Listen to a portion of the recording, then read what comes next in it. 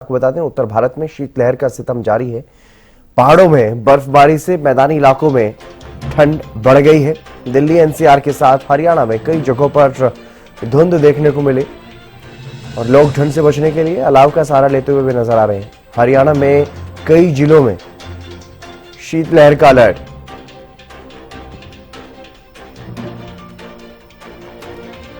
उत्तर भारत में अब शीतलहर का सितम जो है वो देखने को मिल रहा है। ठंड लगातार बढ़ रही है, कपा देने वाली ठंड, और लोग इस ठंड से बचने के लिए अलाव का सहारा लेते हुए नजर आ रहे हैं।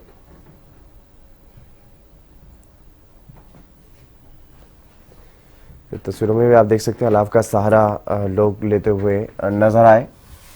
और इसी तरह से प्रदेश भर में अगर हरियाणा प्रदेश की बात करते हैं तो कई जिलों में ठंड को लेकर के अलर्ट जारी किया गया है। शीतलहर का अलर्ट जारी किया गया है। कई जगहों पर सुबह और शाम के समय कोहरा भी देखने को मिल रहा है, धुंध देखने को मिल रही है और ठंड का प्रकोप लगातार बढ़ता हुआ नजर आ रहा है। शीतलहर का सितम, कहीं फॉग कहीं स्मॉग, क्योंकि कुछ जगहों पर एक्यूआई का लेवल भी लगातार बढ़ रहा है। प्रदूषण के स्तर में लगातार बढ़ोतरी हो रही है ठंड की वजह से, और कई जगहों पर शीतलहर का सितम देखने को मिल रहा है। शीतलहर चल रही है और इसी को लेकर के अलर्ट भी जारी किया गया है मौसम विभाग की तरफ से। कई जिलों के लिए बढ़ती ठंड को लेकर के भी लोगों को अलर्ट किया गया है। दिसंबर के अंत में ठंड लगातार बढ़ती हुई नजर आ रही है और अभी ठंड का असर जो है वो बढ़ ही रहा है।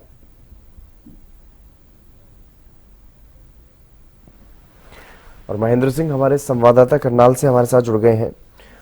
महेंद्र, फिलहाल क्या कुछ स्थिति है ठंड को लेकर के और क्या अलर्ट जारी किया गया है यहाँ पर मौसम विभाग की तरफ से? ठंड को लेकर के और क्या अलर्ट? जी बिल्कुल, तो हितंदर ठंड की बात करें तो प्रदेश के सबसे ठंडे जिलों में करनाल भी शामिल है और यहाँ जो न्यूनतम तापमान इन दिनों जो चल रहा है वो करीब 6 डिग्री के आसपास चल रहा है। और जिस तरह से कड़ाके की ठंड पड़ रही है, जाहिर सी बात है इसका असर सामान्य जनजीवन पर भी है। इसी को देखते हुए मौसम विभाग की तरफ से अलर्ट जारी किया गया है कि अगले आने वाले कुछ दिनों में गहरी धुंध और ठंड का जो प्रकोप है वो ज्यादा बढ़ सकता है। खासकर जो ग्रामीण इलाके हैं उनमें धुंध और पाले का असर बहुत ज्यादा रहने वाला है। इसी के चलते अलर्ट जो है जारी किया गया है ताकि जो किसान हैं या जो लोग सुबह के समय बाहर निकलते हैं वो कहीं ना कहीं अलर्ट होकर चलें, क्योंकि जिस तरह से घनी धुंध छाएगी उससे कहीं ना कहीं यातायात प्रभावित हो सकता है। इसके अलावा पाला पड़ने से जो सब्जियों की फसल है उसके ऊपर प्रभाव होगा। इसको देखते हुए कुछ अलर्ट और एडवाइजरी जारी की गई है। जी हितेंद्र, क्या कुछ एडवाइजरी जारी की गई है? अगर किसानों की फसलों की बात करें तो फसल को लेकर के क्या कुछ एडवाइजरी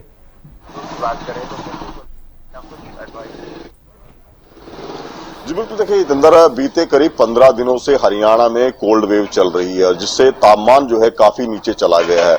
अब हरियाणा में मुख्यतः जो है इस समय गेहूं की फसल जो बोई जाती है उस पर इस ठंड का एक अच्छा प्रभाव बताया जा रहा है, लेकिन इसके विपरीत जो सब्जी और फलों की जो फसलें हैं उन पर इसका प्रतिकूल असर पड़ेगा, क्योंकि जिस तरह से पाला पड़ने की आशंका जताई जा रही है तो उससे सब्जियों की फसल जो है वो प्रभावित हो सकती है।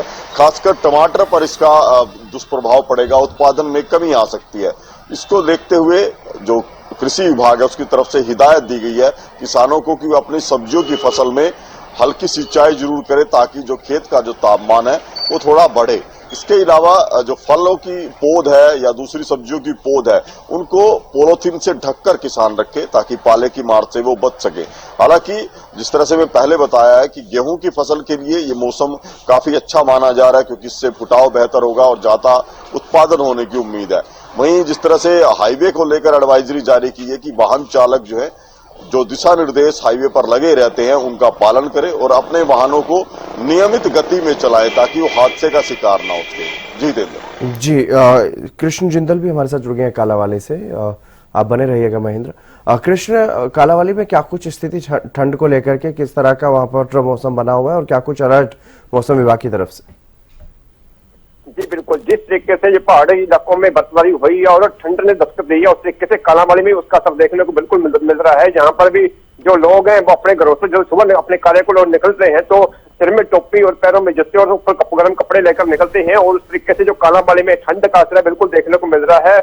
और जो ठंड की वजह से जो हर साल रैन बसेरे भी शुरू किए जाते हैं, उस तरीके से जो कालाबाड़ी नगर पालिका के अंदर भी रैन बसेरा शुरू किया गया है, ताकि कोई जिसके अपने सिर के ऊपर छत नहीं है वो उस रात में ठंड की बचने के लिए और रैन बसेरे में अपनी जो रात है वो वहां पर ठहराव करके अपना समय गुजार सके और उनको ठंड से बचाया जा सके। प्रशासन की तरफ से जो पहल की जाती है हर साल, उस तरीके से जो कालाबाड़ी में भी है वो रैन बसेरे का जो कार्य है वो कल शुरू कर दिया गया है। और प्रशासन ने अपील की है कि कहीं भी चौक चौराहों पर अगर कोई आपको गरीब लड़का आदमी मिलता है जिसके घर का उसके ऊपर छत नहीं है, तो उसको अपील करें कि वो कालाबाड़ी नगर पालिका के अंदर रैन बसेरे में जाकर अपना जो समय रात का वो व्यतीत कर सकता है और वहां पर अपनी ठंड से बचाव कर सकता है। जी बिल्कुल। और महेंद्र, करनाल में किस तरह की स्थिति है रैन बसेरों में अगर बात की जाए तो?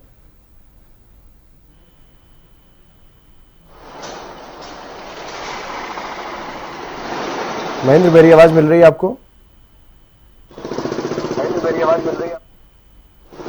जी जितेंद्र जी, करनाल में किस तरह की स्थिति, रैन बसेरों में क्या कुछ व्यवस्था की गई? रैन बसेरों में देखिए, ठंड को देखते हुए पहले से ही जो प्रशासन है सरकार की तरफ से ये आदेश दिए गए थे कि जितने भी रैन बसेरे करनाल में और इसके अलावा इंद्री, घरोंडा, नीलोखेड़ी, तरावड़ी इन शहरों में बनाए गए हैं उनकी व्यवस्था को दुरुस्त रखा जाए। हरियाणा विधानसभा के स्पीकर हरविंदर कल्याण ने भी जो है 10 दिन पहले रैन बसेरों का दौरा किया था और ये समुचित निर्देश दिए गए थे कि सब तरह की व्यवस्थाएं रैन बसेरों में रखी जाए, क्योंकि ठंड के दिनों में जिस तरह से जो बेसहारा लोग होते हैं जो अपनी सड़कों पर रात गुजारते हैं या रेलवे प्लेटफॉर्म पर रात बिताते हैं, उनके लिए एक व्यवस्था रखी जाए रैन बसेरों में, और वैसा यहां पर किया गया है। करनाल जिले में करीब 1 दर्जन के करीब रैन बसेरे जो हैं वो उनकी व्यवस्था की गई है। कुछ स्थायी रैन बसेरे हैं जबकि कुछ अस्थायी रैन बसेरे भी बनाए गए हैं, और इसके लिए सार्वजनिक स्थानों पर सूचना भी लगाई गई है कि सामान्य बस अड्डे हो या रेलवे स्टेशन हो जहां पर लोगों को रात बिताने के लिए छत नहीं मिलती वो रैन बसेरे में जा सकते हैं। रैन बसेरों में सरकार की तरफ से रहने के अलावा जो है खाने की भी व्यवस्था की गई है, ताकि बेसहारा लोग जो रात में या किसी समय भी आते हैं वहां पर तो उनके लिए भोजन की व्यवस्था की जाए। जी। और कोहरे का कितना असर फिलहाल यहाँ पर देखने को मिल रहा है? सुबह शाम कितने कितने समय तक कोहरा बहुत ज्यादा रहता है यहाँ?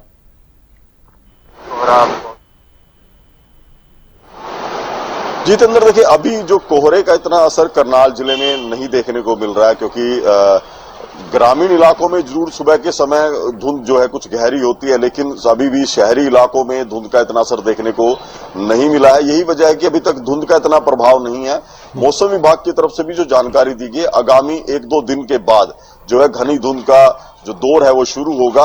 उसके बाद जो क्या कुछ परिस्थितियां रहेंगी वो देखने वाली बात होंगी। जितेंद्र जी, कृष्ण लगातार कालावाली से बने हुए हैं। कृष्ण, कालावाली में क्या कुछ स्थिति है कोहरे को लेकर के? क्या कुछ अलर्ट मौसम विभाग की तरफ से? जी बिल्कुल, जहां कालाबाड़ी में जो अभी कोहरे की धुंध की जो है स्थिति है वो बिल्कुल अभी देखने को नहीं मिल रही है। जहां पर धूप खिली हुई है और हर करीब जब से सर्दी शुरू हुई है तो वो 2-3 दिन ही कोहरा को जो असर है वो देखने को मिला था, लेकिन 15 दिनों से 12-13 दिनों से पिछले दिनों से जो धूप खिलती है वो साफ नजर आती है, क्योंकि जो धुंध है उसका असर बिल्कुल देखने को जहां पर नहीं मिलता।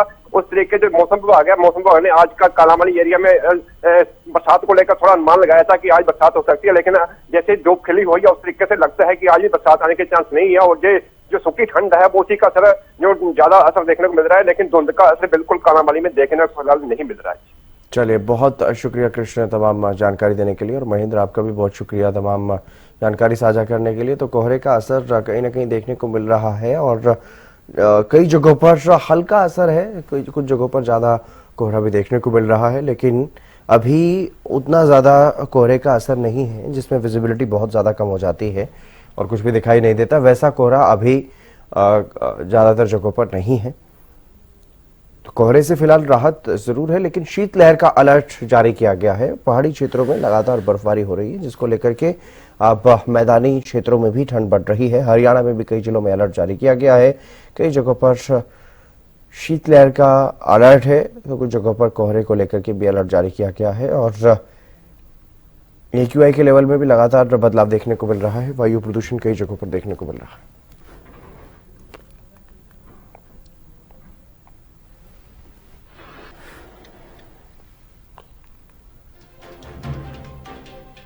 तो कहीं फॉग, कहीं स्मॉग, और लगातार जिस तरीके से ठंड बढ़ रही है उसे लेकर के मौसम विभाग भी अलर्ट जारी कर रहा है।